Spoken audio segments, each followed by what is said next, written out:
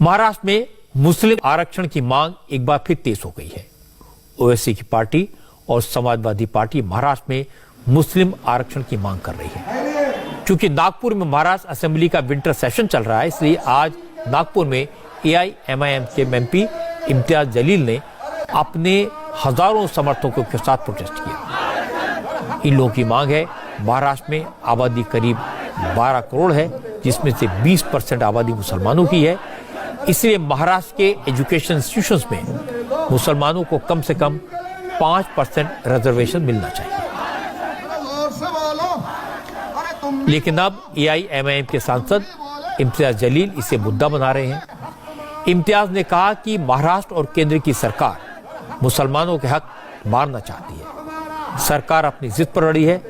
अब तक सरकार मुसलमानों की मांगे जब तक नहीं मानती, आंदोलन जारी रहेगा। हाईकोर्ट ने कहा है कि मुसलमानों को एजुकेशन के अंदर 5% मिलना चाहिए करके।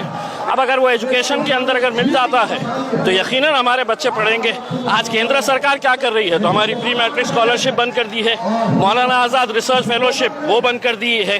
तो क्यों मुसलमानों को आप पढ़ाई से रोकना चाहते हैं? हम चाहते हैं कि ये देश की तरक्की हो और उस देश की तरक्की के अंदर हमारा भी योगदान रहे। इसलिए हम चाह रहे हैं कि हमको भी पढ़ेगा मुसलमान तो देश आगे बढ़ेगा। कहाँ रुकी हुई है बात, कहाँ रुकी हुई है? जिद पे रुकी हुई है। इन्होंने तय किए है कि वो नहीं देंगे और हमने तय किए है कि हम हमारी लड़ाई जारी रखेंगे जब तक नहीं मिलती है। AIMIM की इस डिमांड को विधानसभा में NCP, कांग्रेस और समाजवादी पार्टी का भी सपोर्ट मिल रहा है।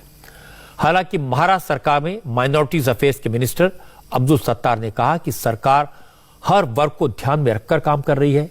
वो भी एक मुसलमान है। मुसलमानों की जो भी डिमांड है उस पर फैसला कैबिनेट की बैठक में लिया जाएगा।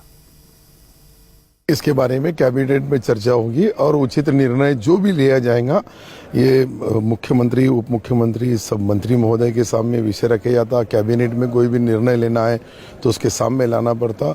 और मुस्लिम समाज को भी, लोगों को आरक्षण का विषय होगा या बाकी का कोई भी विषय होगा, ये सारे समाज को न्याय देने वाला सरकार है।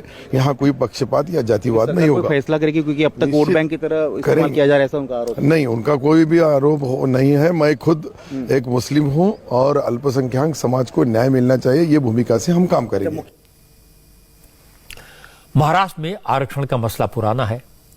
पृथ्वीराज चौहान की सरकार ने मराठों और मुसलमानों को विधानसभा चुनाव से ठीक पहले आरक्षण दिया था। मुस्लिमों को शिक्षा और नौकरी में 5% आरक्षण दिया था। लेकिन जब 2014 में देवेंद्र फडणवीस मुख्यमंत्री बने, उसके बाद बॉम्बे हाईकोर्ट ने मराठा आरक्षण पर रोक लगा दी। लेकिन मुस्लिम समाज को शिक्षा में 5% आरक्षण कायम रखा। हालांकि बीजेपी सरकार ने इसे लागू नहीं किया था। पिछले साल उद्धव ठाकरे सरकार ने यह कहकर मुसलमानों को आरक्षण देने का फैसला केंद्र सरकार पर डाल दिया कि मुसलमानों को आरक्षण का कुल कोटा अगर 5% दिया गया तो 50% से ज्यादा हो जाएगा और वो 50% से ज्यादा आरक्षण नहीं दे सकते। अब सरकार बदल गई तो एक बार फिर मुसलमानों को आरक्षण के मुद्दे को हवा दी जा रही है।